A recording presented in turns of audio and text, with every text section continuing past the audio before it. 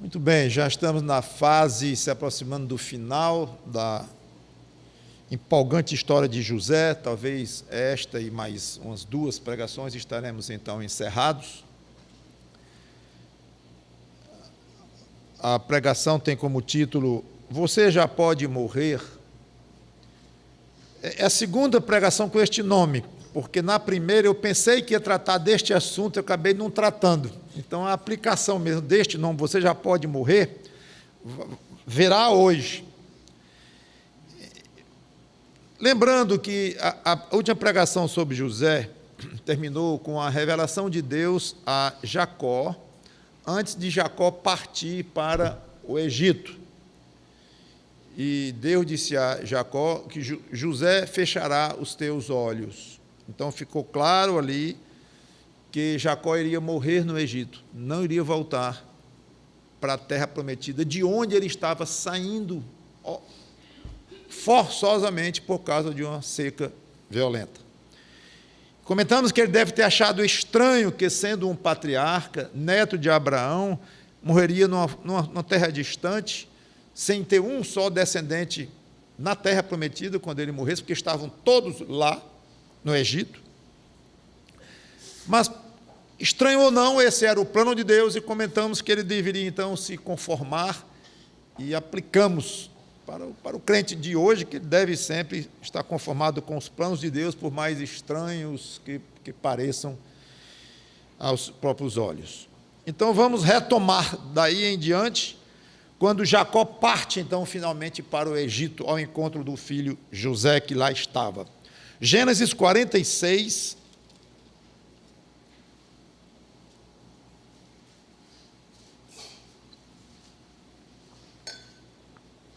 versículos 5. Gênesis 46, versículo 5.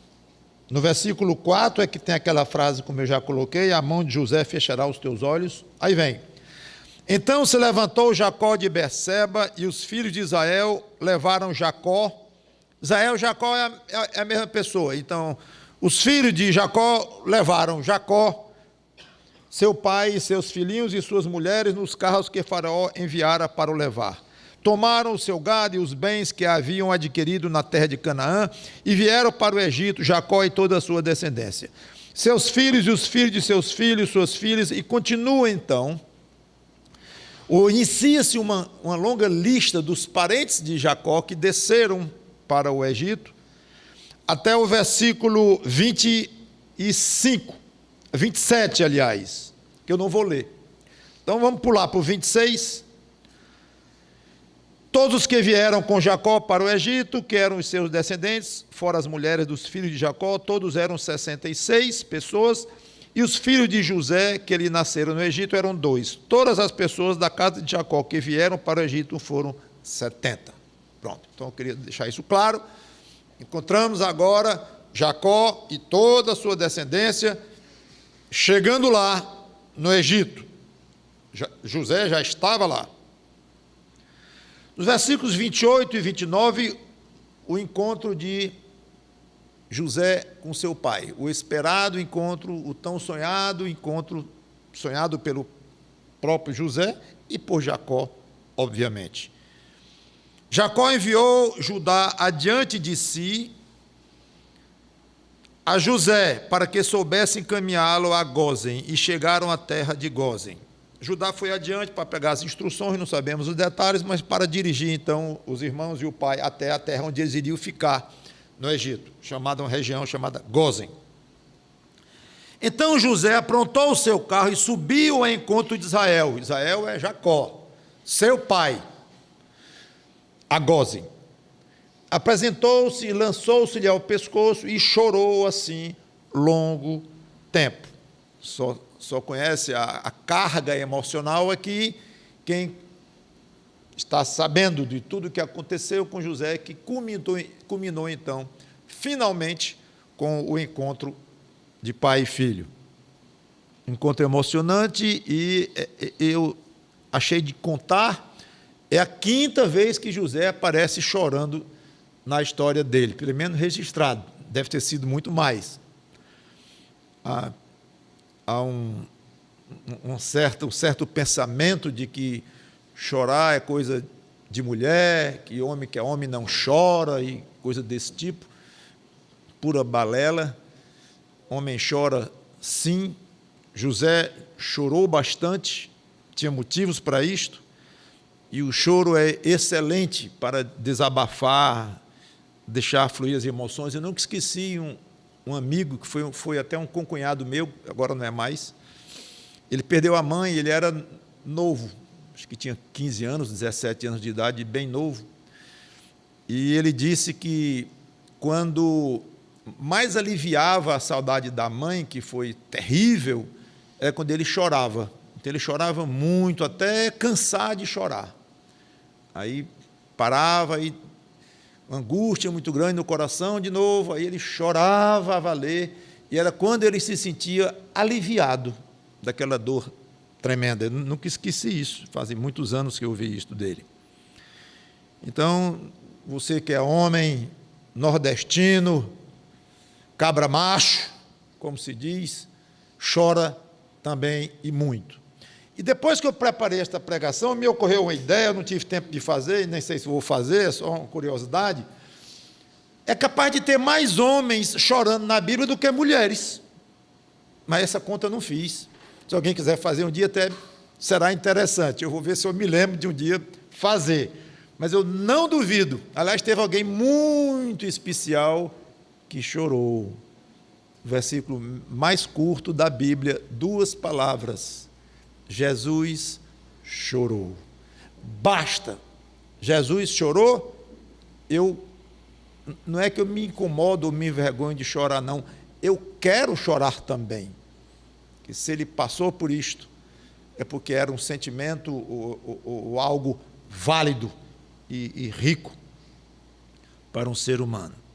No versículo 30, depois então do encontro emocionante entre José e seu pai, disse Israel a José, Jacó: já posso morrer, pois já vi o teu rosto e ainda vives. Nunca esse pai esperava ver mais o filho, que pretensamente havia sido morto por um animal, e nunca mais ele tinha esperança de ver o seu filho.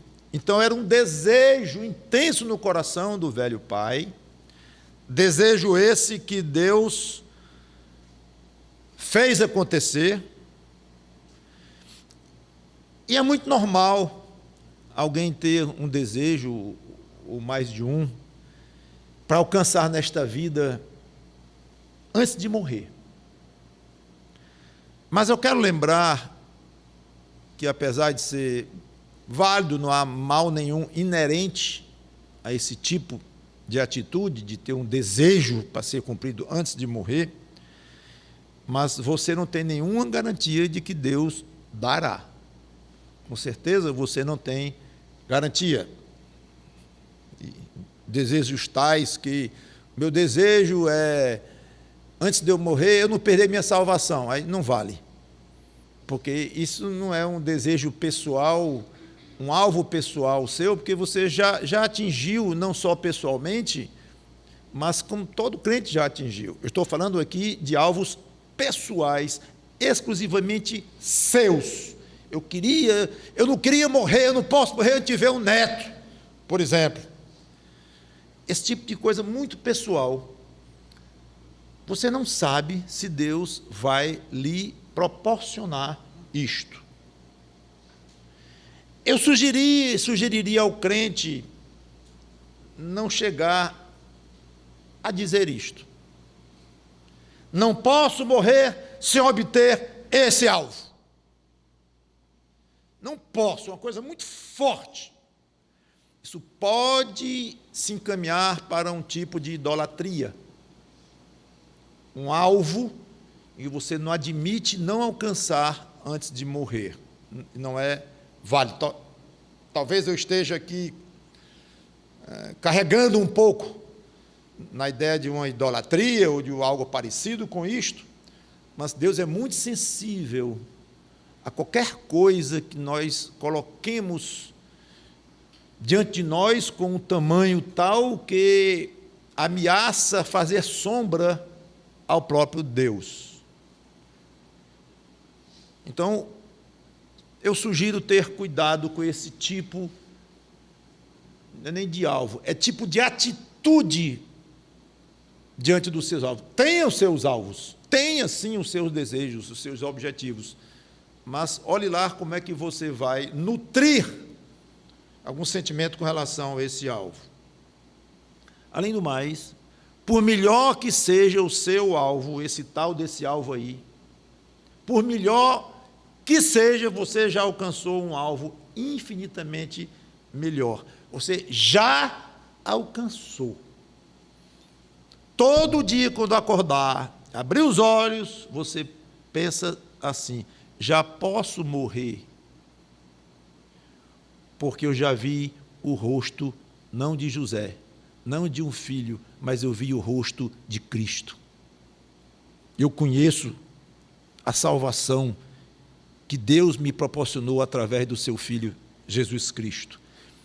Isso é tudo que eu poderia desejar na vida. Este é um alvo alcançado, e que aquele que não é crente, infelizmente, não alcançou. E esse poderia dizer: eu não posso morrer sem alcançar esse alvo, literalmente, porque se ele morrer sem alcançar o alvo da salvação, ele vai para o inferno. Então, e somente esse alvo poderá ser considerado, deverá ser considerado como, não querendo nem pensar em deixar de ser atingido. Eu preciso alcançar o alvo da salvação. Mas o crente que já alcançou, já sabe que alcançou, não. Tire da cabeça essa ideia de que eu não posso morrer sem ver isso, eu não posso morrer sem ver aquilo. Você pode, sim. E você morrer sem ver isso ou aquilo é altamente secundário, de importância pequena. Por melhor que seja este alvo, repito, por mais nobre que seja, mais puro que seja, mais belo que seja, esse alvo pode nem existir. Digo, a concretização deste alvo pode nem existir. Então, talvez não seja tão belo, talvez não seja tão maravilhoso. Se Deus não quis realizar, porque aos olhos dele não valia a pena. Ele sabe por quê. A frase de José me pareceu um pouquinho, de Jacó, oportuna para comentar isso com vocês. Agora já posso morrer, porque vi teu rosto, José. E eu penso: velho Jacó, você poderia ter morrido antes, do mesmo jeito. E você era o escolhido de Deus do mesmo jeito, você iria para o céu do mesmo jeito, nada iria alterar seu estado eterno, Jacó. Eu não estou criticando Jacó por ter falado assim.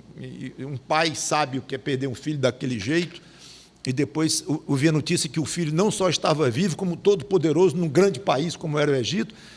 Então, eu não estou aqui criticando gratuitamente Jacó, mas me ocorreu dar esse conselho para você. Olha esses alvos. Agora vamos do versículo 31, estávamos no 30, e eu vou ler até o versículo 6, do 47. E José disse a seus irmãos e à casa de seu pai: subirei e farei saber a Faraó, e lhe direi: meus irmãos e a casa de meu pai, que estavam na terra de Canaã, vieram para mim. Os homens são pastores, são homens de gado, e trouxeram consigo o seu rebanho, o seu gado e tudo o que tem. Quando, pois, Faraó vos chamar e disser: qual é o vosso trabalho? Respondereis: teus servos foram homens de gado desde a mocidade até agora, tanto nós como nossos pais, para que habiteis na terra de Gósen, porque todo pastor de rebanho é abominação para os egípcios. Então veio José e disse a Faraó: meu pai e meus irmãos, com os rebanhos e o seu gado, com tudo o que tem, chegaram da terra de Canaã, e eis que estão na terra de Gósen. E tomou 5 dos seus irmãos e os apresentou a Faraó. Então perguntou Faraó aos irmãos de José: qual é o vosso trabalho? Eles responderam: os teus servos somos pastores de rebanho, tanto nós como nossos pais. Disseram mais a Faraó: Viemos para habitar nesta terra, porque não há pasto para o rebanho de teus servos, pois a fome é severa na terra de Canaã. Agora, pois, te rogamos, permitas, habitem os teus servos na terra de Gósen.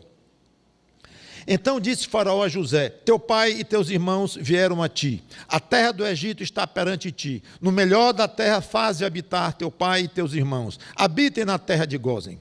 Se sabes haver entre eles homens capazes, põe-nos por chefes do gado que me pertence.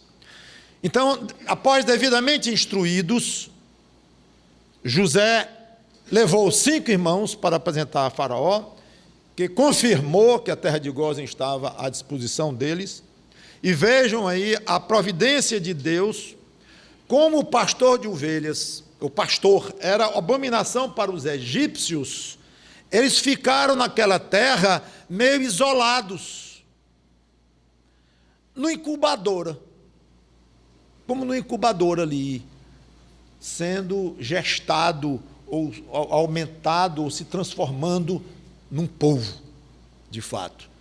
70 pessoas, não é um número em que se possa usar a expressão o povo de Israel, 70 pessoas, é uma família grande, só. Mas quando saíram 400 anos depois, eram alguns milhões. Então eles passaram a ser povo, de fato, no sentido mais cheio da palavra, lá em Gósen. Ali eles ficaram como que num habitat, num lugar reservado por Deus, para que eles ali crescessem durante alguns séculos, até vir um faraó que se voltaria contra eles e iria persegui-los, e da onde adviria então o famoso Êxodo.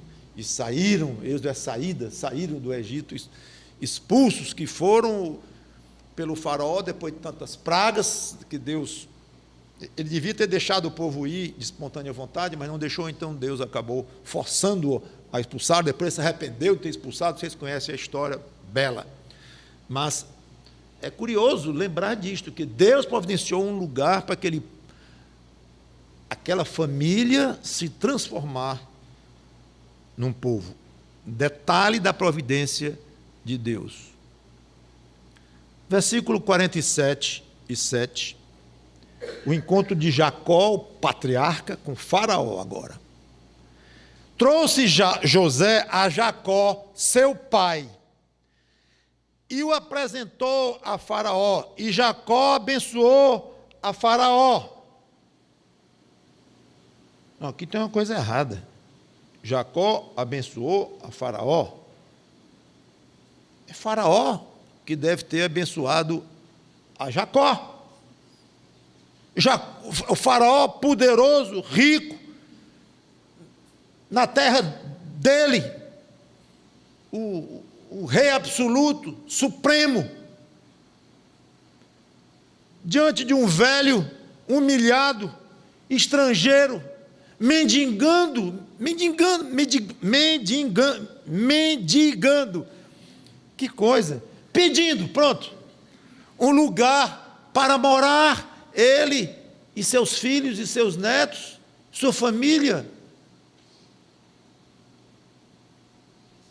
Então é Jacó quem abençoa Faraó, não é Faraó quem abençoa Jacó. A Bíblia não diz que o menor é abençoado pelo maior. É um princípio. O maior ali era Faraó, muito maior do que Jacó. Um pobre coitadinho que estava ali, diante do todo-poderoso Faraó, todo-poderoso naquela terra. Então seria de se esperar, o normal é que então Faraó abençoasse Jacó, entrando na terra do Faraó, onde pertencia o reino dele, entregando Gósen para ele morar. Na realidade, Jacó era maior do que Faraó. O princípio bíblico de que o maior abençoa o menor está aqui rigorosamente cumprido. Não tem nada errado.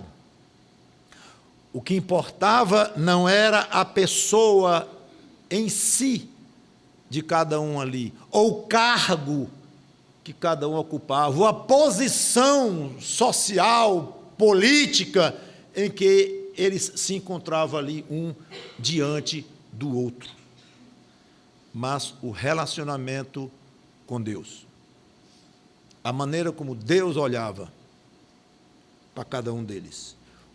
Eu falei de manhã, falando de Abraão com Abimeleque, que eu iria tocar neste assunto de noite, que já toquei pela manhã, na importância de Abraão, profeta de Deus, que iria orar intercedendo por Abimeleque. Eu não vou repetir a história, ouçam a pregação depois, se quiserem, os que não assistiram.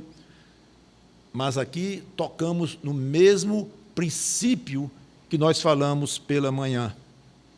Não é a questão inerente da pessoa, mas o interesse que Deus tem naquela pessoa. Indo um pouquinho mais fundo, no relacionamento que aquela pessoa tem com Deus. Essa ligação, e essa ligação sempre parte do próprio Deus, quem toma a iniciativa, quem tem os planos, os projetos nas suas mãos, é Ele quem estabelece a ligação e a relação.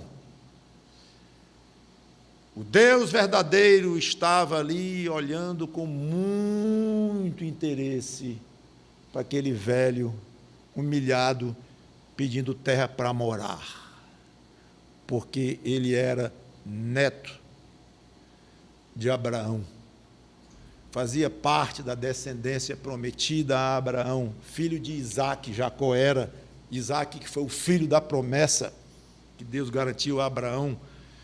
Então, o que tinha concentrado na pessoa de Jacó, da parte de Deus, em termos de interesse, de eleição, de plano, de projeto, que apontaria até lá para o Salvador da humanidade inteira, o Filho de Deus, Jesus Cristo, que veio da tribo de Judá, Judá esse, acabamos de falar em Judá, que era filho de Jacó, filho de Isaque, filho de Abraão. Ali estava, nos lombos, como a Bíblia diz, nos lombos de Jacó, estava contida a semente, a pessoa de Cristo, de Jesus de Nazaré, lá na frente, quase 2000 anos depois. E Faraó era um pagãozinho, a quem Deus fez poderoso durante um certo tempo, um certo contexto. Não sei como é que esse homem morreu, como é que ele chegou lá no poder, como é que ele morreu. Muitos deles eram assassinados, envenenados, às vezes até por parentes. Não sei. Não estou tirando o valor como vida humana. Toda vida humana tem valor diante de Deus. Mas eu estou contrastando, e de uma maneira bem forte, para tirar da nossa mente esta ideia de que a importância, o peso está com o rico, com o poderoso, com o que tem muitas coisas, com o que tem armas e exércitos sob as suas ordens. Esse é o importante, esse é o maior na terra. E o menor é o pobre, é o humilde, é aquele que não tem voz. Vale nada esses conceitos para saber quem tem diante de Deus o olhar mais importante, a atenção divina.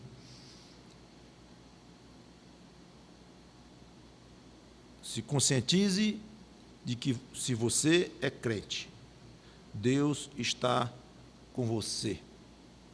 Você é um filho de Deus, habitação do Espírito Santo, embaixador em nome de Cristo. Quando nós crentes falamos com base na Bíblia, a palavra de Deus, é como se Deus falasse por nós, nunca nos elevando a uma posição divina, e muito menos que estamos inspirados como os autores da Bíblia. Não. Mas quando um filho de Deus abre a boca para falar a palavra de Deus, ele está falando com a autoridade que Deus lhe deu, como um proclamador oficial, embaixador oficial do reino de Deus neste mundo. Nós temos autoridade neste mundo, mesmo que seja uma autoridade não reconhecida, mas temos. Então, exerçamos essa autoridade com dignidade,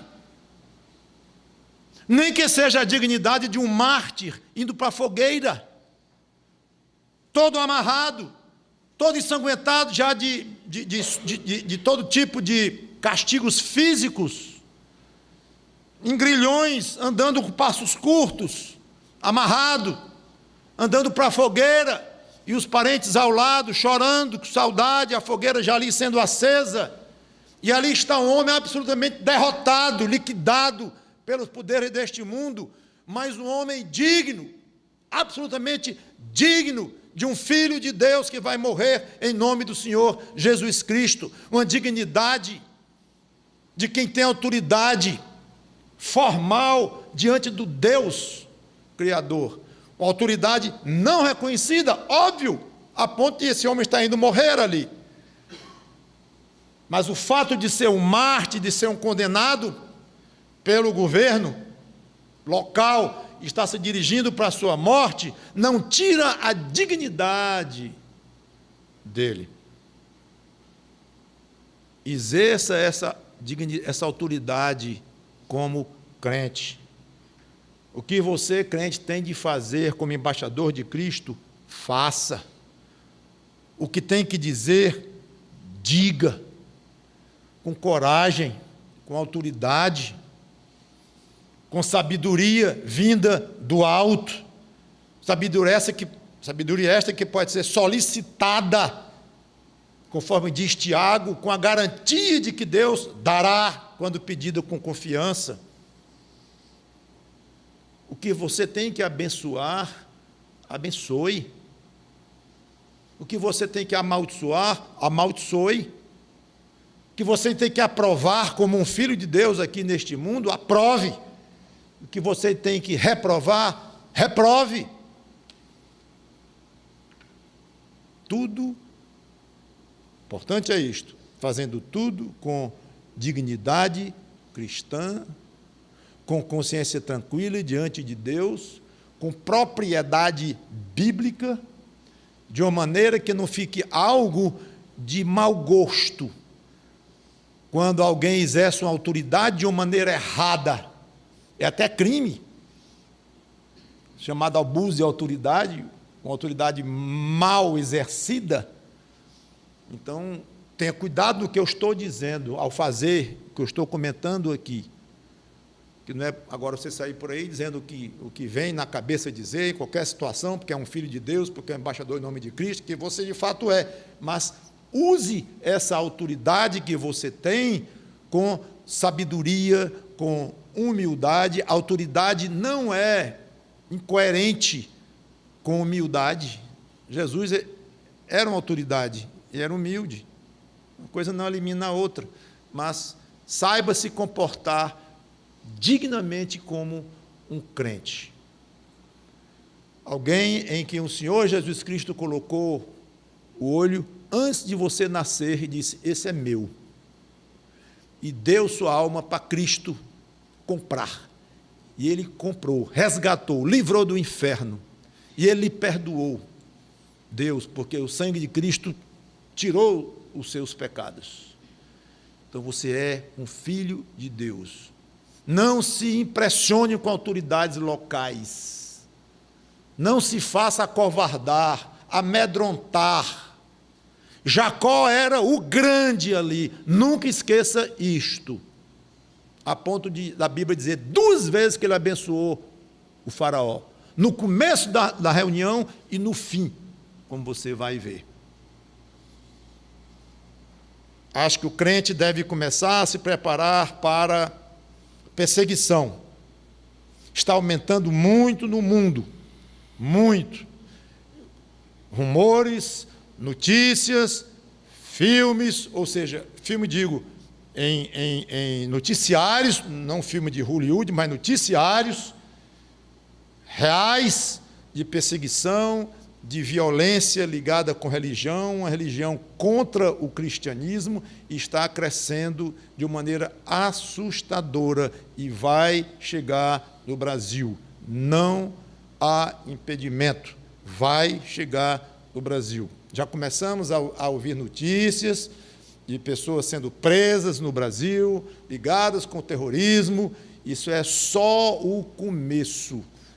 Mas Deus tem cegado autoridades, o diabo, com a permissão de Deus, cegado autoridades ao longo de décadas, de alguns séculos, em vários sentidos que eu não vou comentar aqui, mas que tem causado de uma maneira impressionante a chegada firme em lugares civilizados que nós temos como cristãos, pelo menos nominais, e que vão sendo dominados pouco a pouco, de todos os modos, com sangue ou sem sangue, mas vão dominando, e muito breve, penso eu, o brasileiro crente estará diante de muçulmanos e com problemas, com dificuldades, com prisões, com mortes, decapitações. Vamos ter isso aqui, eu acho que é inescapável, como está tendo em países muito mais poderosos do que o Brasil, muito mais avançados do que o Brasil, com exércitos muito maiores do que o Brasil. O Brasil é muito pouco preparado para resistir a esse tipo de ataque ou de entrada, e até países muito poderosos estão se mostrando sem condições de resistir também, porque é uma guerra totalmente diferente, estranha, longe dos padrões que a gente está acostumado. Então, aqui eu falo da dignidade cristã e da sua autoridade como crente, da sua coragem de exercer essa autoridade. 8-10, de 47. Perguntou o faraó a Jacó, de volta à pequena conversa registrada de Faraó com Jacó.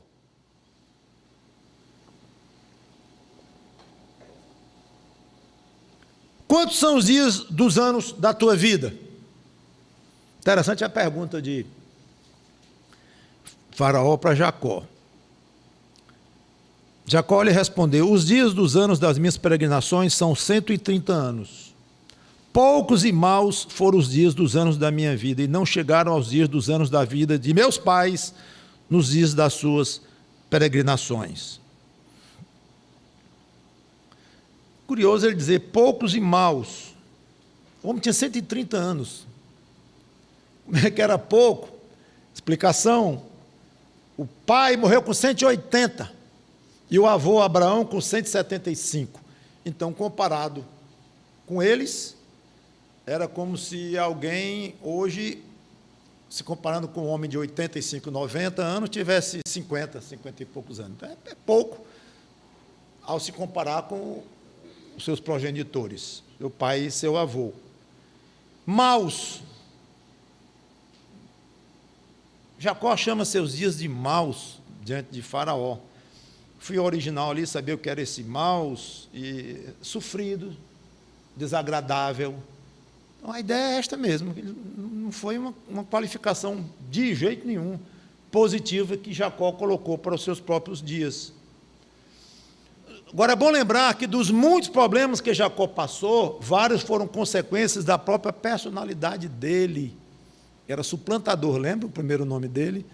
Então, ele tinha uma personalidade e um caráter bem duvidoso, até ser modificado para Israel. E é uma história muito bonita da própria conversão ou mudança de Jacó para Israel.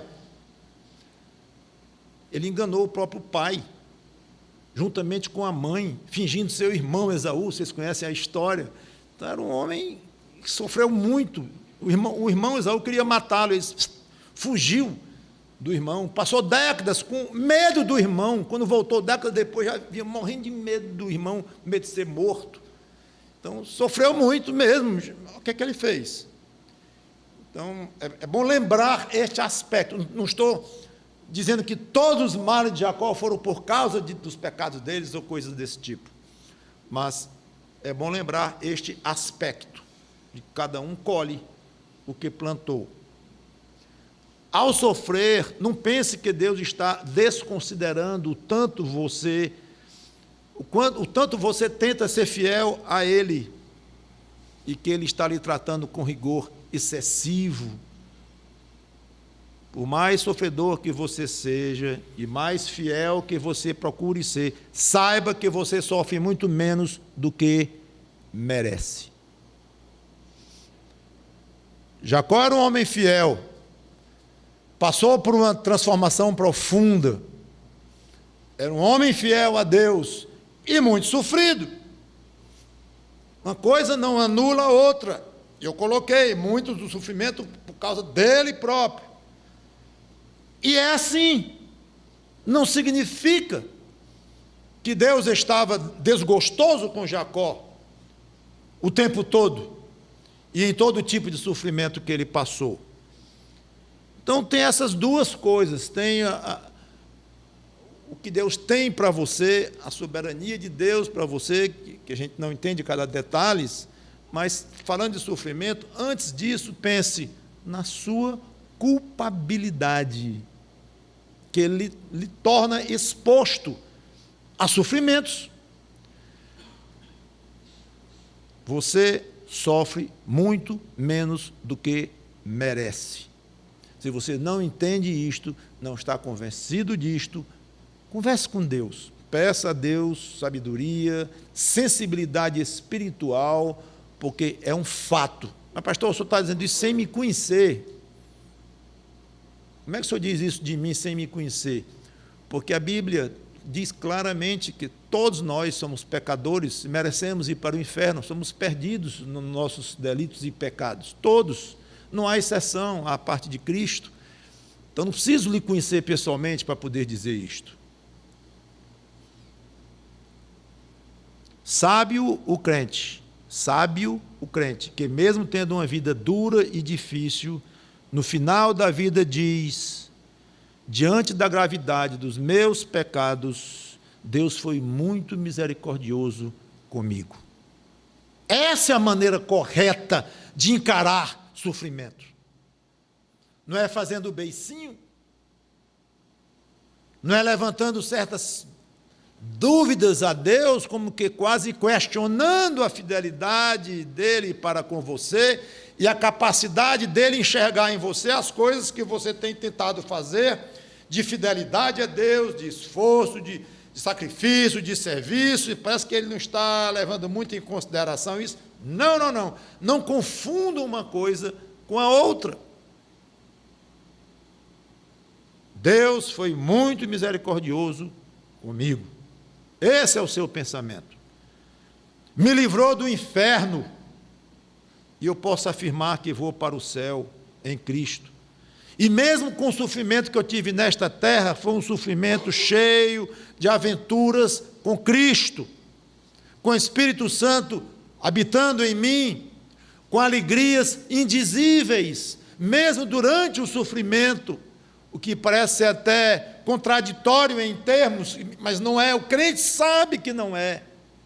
Ele chora pelo sofrimento humano, mas dentro do coração ele está tendo paz e até alegria que o Espírito Santo miraculosamente, e contra a maré, a correnteza da tristeza humana, o Espírito Santo poderosamente insere alegria inexplicável. Então, o crente que anda perto de Deus, mesmo tendo passado por grandes sofrimentos, que pode ter passado, inclusive muitos deles diretamente relacionados com pecados dele, como já comentei, mas ele conhece o que é um tipo de alegria que o mundo não conhece. Jacó estava um pouco para baixo aqui, ele avaliou a vida dele de uma maneira talvez um pouco cética, não sei explicar bem, apesar de que ele tinha motivo de estar muitíssimo alegre, encontrando José, encontrando uma terra para sua família que não ia mais perecer de fome lá em Canaã. É curioso esta explicação que Jacó dá aqui. Lá na frente, ainda na vida de José, nós vamos ver um outro lado de Jacó, um lado em que ele reconhece a fidelidade de Deus com ele e tudo. Então, o fato dele dizer isso aqui mostra um ângulo dele, um estado de espírito. Ele não está criticando Deus, não está blasfemando contra Deus, não. Todos nós conhecemos o que é altos e baixos, Mas é bom que a Bíblia nos revelou que foi isso que Jacó disse para Faraó, e nós tiramos algumas lições daí. Eu estou tentando, então, aprender alguma coisa deste momento um pouco baixo na vida de Jacó. Como, repito, todos nós temos. Mas procure enxergar de um ângulo diferente. Não é negar que teve sofrimento. Eu acho incrível como alguém pode consolar o outro, está com uma dor enorme, isso não vale nada não. Como é? Isso não vale nada não, então, venha para cá. Para ver se só derramando lágrimas de dor, como eu estou aqui, você estaria berrando, provavelmente de dor, e você vem me dizer que isso não vale nada. Então tem um tipo de consolo tão estranho, que procura anular o sofrimento. Eu já ouvi pessoas que perderam entes queridos, filho até, muito chateados, com irmãos queridos que vinham consolá-lo, mas de uma maneira que acabavam magoando, sem querer, querendo ajudar, mas negando o fato. Não, o importante é você saber que enquanto esteve aqui, ele deu alegria para vocês e tal. Então você chega diante de alguém que perdeu um ente querido e diga assim: eu não sei nem o que lhe dizer, só vim lhe dar um abraço, eu não posso imaginar o sofrimento pelo qual você está passando, ou posso, eu já passei por um parecido, posso imaginar, mas não tenho o que lhe dizer não, receba aqui meu abraço, estou com você, e eu vou orar por você, para Deus lhe dar força, que deve ser terrível esse sofrimento aí. Pronto, esse é o consolo que você dá para alguém, não é fingir, mesmo com boa intenção, ou tentar desviar o outro do sofrimento real que ele está passando. Não faça isso, porque vai ser um consolo muito mal dado, e ele não vai esquecer, provavelmente vai ficar triste. Então fica aqui essa observação. Seja realista com seus problemas, mas enxergando de um ângulo positivo. Enxergando de um ângulo positivo.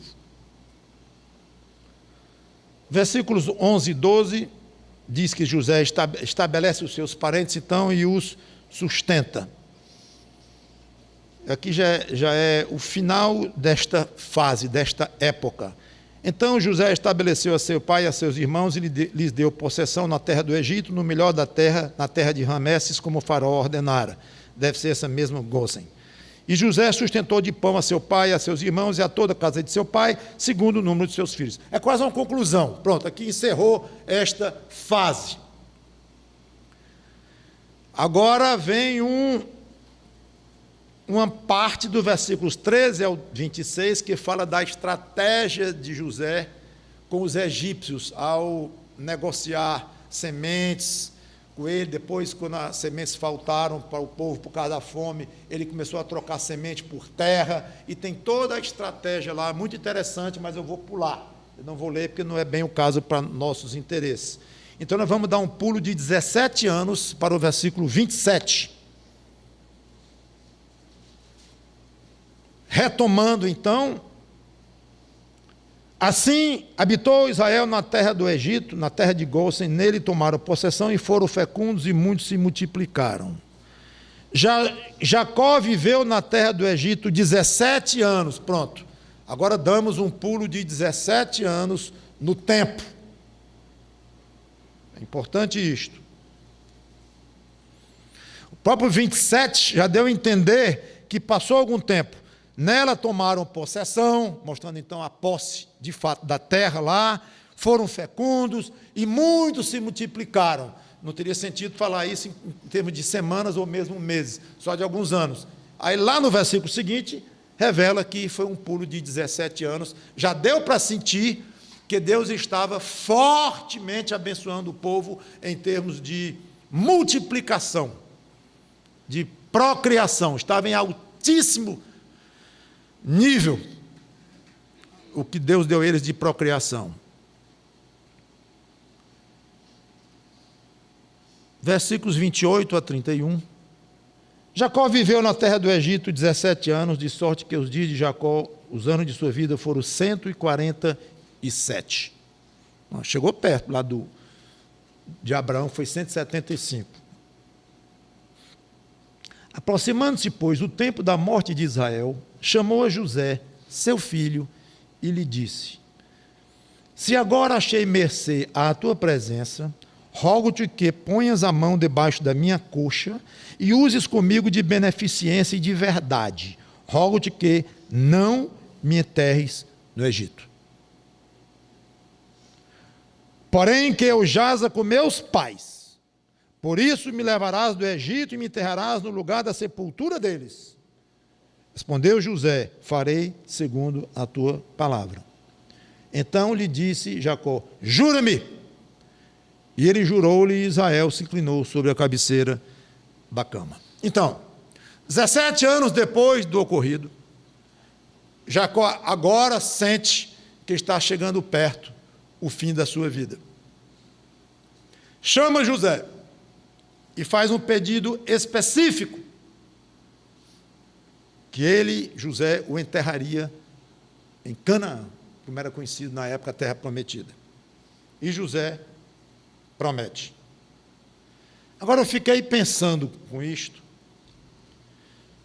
Jacó estava longe de Canaã nos últimos 17 anos da sua vida, estabelecido, protegido com todo o poder de Faraó e de José. A família crescendo muito, perfeitamente ambientado lá, com toda essa proteção e esse progresso lá. Mas por mais que estivesse aclimatado no Egito, o Egito nunca seria a sua terra. Coisa curiosa. O seu coração estava era na terra prometida. Por mais que ele se desse lá no Egito, teve família lá, crescendo os seus descendentes, muitas alegrias lá certamente, segurança total, deve ter sido muito agradável para Jacó lá, sem dúvida. Mas não importa, o seu coração estava na terra prometida. Tudo bem, não daria para ele voltar e morrer em Canaã. Não daria, não tinha condições. Então ele estava conformado em morrer no Egito, onde não era a sua terra. Mas o último contato físico que ele queria ter, mesmo depois de morto, seu corpinho iria sentir o contato físico da terra em que Deus havia jurado dar para Abraão e sua descendência, ou seja, para ele próprio, uma vez que ele era neto de Abraão.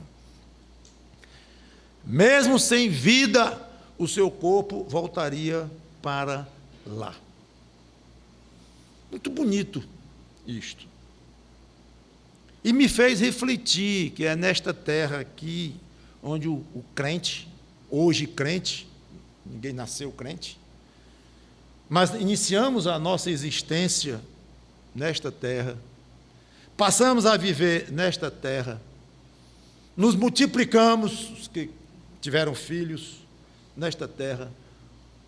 O hoje crente está ambientado nesta terra, é aqui onde está o ar que ele respira, o alimento que o sustenta, os pais que os geraram ou estiveram aqui, os filhos que ele gerou, se assim os teve, é aqui onde estão a sua casa, o seu carro, o seu sapato, os seus bens, estão tudo aqui. Mas tudo isso deve ter efeito secundário nas suas considerações. Jacó não esquecia a terra prometida, até gostando do Egito, como já comentei, pelas circunstâncias especialíssimas que ele estava vivendo ali, ele e sua família, mas não esquecia que ele não era de lá.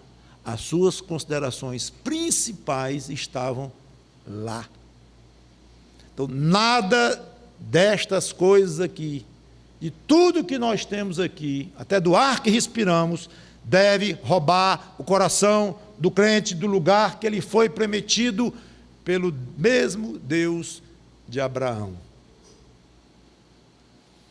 as atividades e as atitudes do crente. A vida do crente nesta terra deve estar sempre em função da vida que ele terá no céu, que é realmente o lugar a que ele pertence e vai passar a eternidade. É lá onde nós temos uma promessa de Deus. É lá onde o crente deve dirigir sua atenção, seus planos, seus projetos principais, básicos, seus anseios.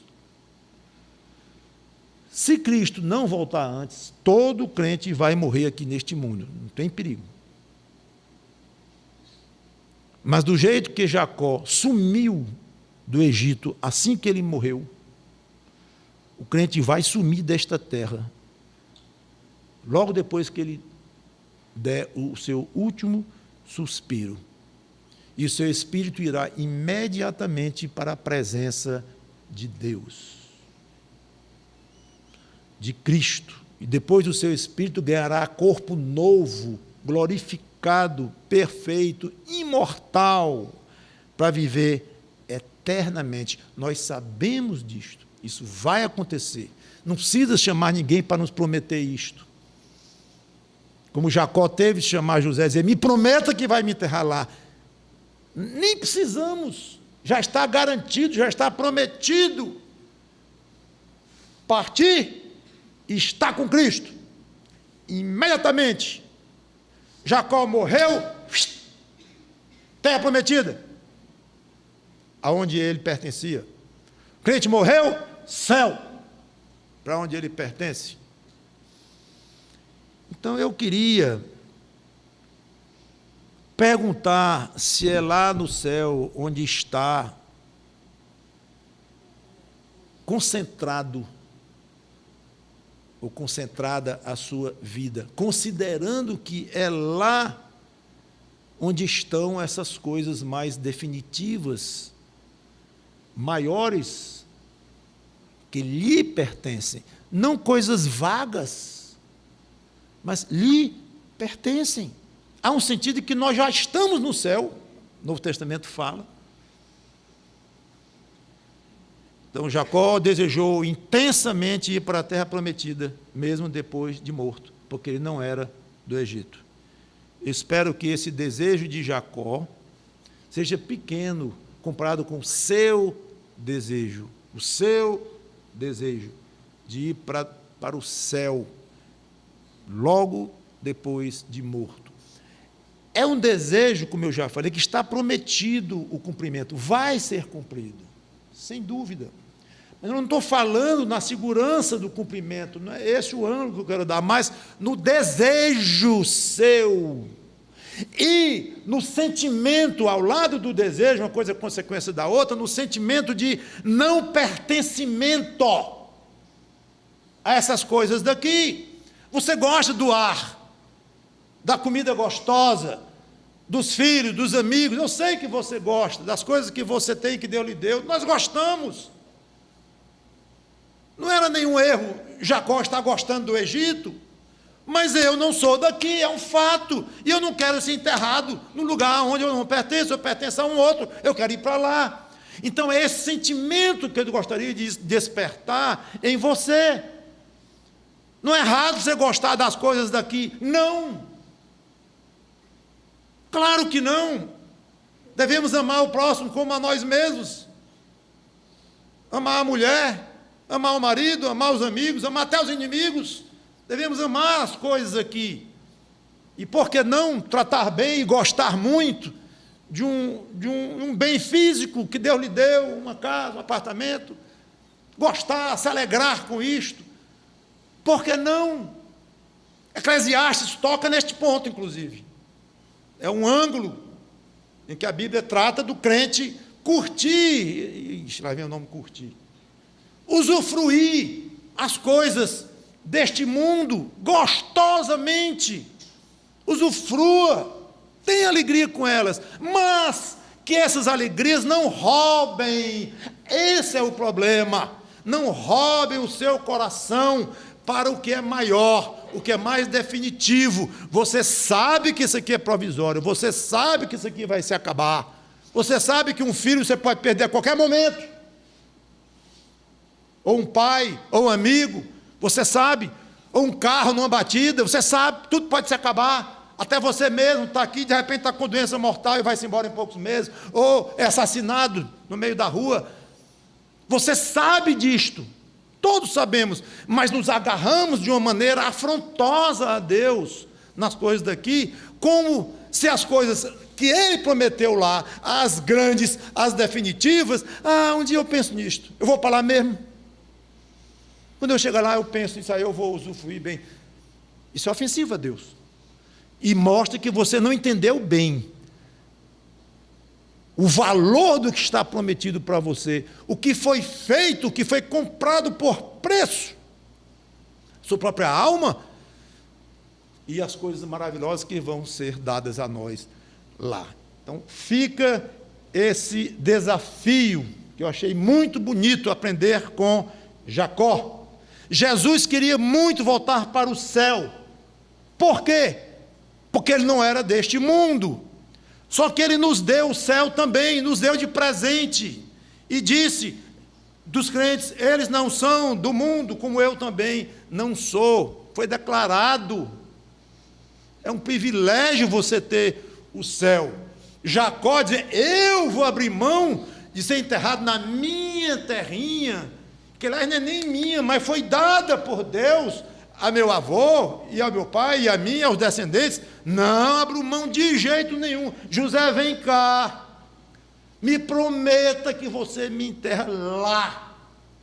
Interessante, foi um pedido misturado com uma ordem, não sei se você notou o tom dele. Você vai, você me leva, você me enterra lá, quase que mandando o filho fazer isso. Não queria admitir a possibilidade de não ser assim. Então aqui Jacó mostra algo belíssimo, que era esta vontade de a sua valorização às coisas que Deus lhe deu, e por causa disto, a vontade de voltar para lá, mesmo depois de morto.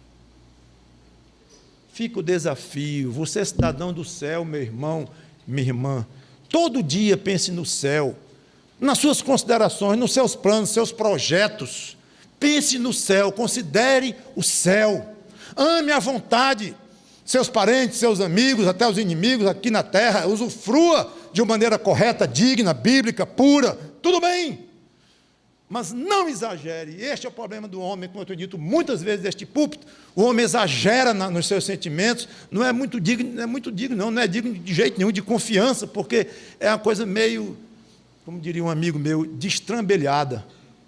Nunca ouvi essa palavra, mas só da boca dele ele já foi embora. E o crente ainda já é menos assim, inconsistente, incoerente, desajeitado quanto o não crente. Esse é total, coitado. Mas mesmo nós crentes, muitas vezes, agimos de uma maneira desajeitada com as coisas que Deus nos deu, disse que deu, disse como é que Ele quer, e nós não fazemos. Jacó, um grande exemplo para nós neste ponto. Vamos orar. Obrigado, Senhor Deus, pela Tua palavra pregada aqui, e que Teu Espírito Santo nos ilumine, nos edifique, nos leve mais para perto do Senhor Jesus Cristo. Obrigado por esses exemplos que estamos vendo de Abraão pela manhã aqui, e agora de Jacó, de José, esses patriarcas a que nós devemos tanto, homens de fé, mas também homens de fraquezas, de falhas, e nós crescemos tanto aprendendo deles. E nos ajude, Senhor Deus, a andar pelos caminhos que eles andaram e a evitar, obviamente, os caminhos que não te agradaram, para que possamos cada vez mais te agradar em Cristo. Obrigado pelo céu que está prometido para nós e para onde nós vamos depois de mortos. Muito obrigado. E que nós valorizemos isto muito. Em nome do Senhor Jesus Cristo. Amém.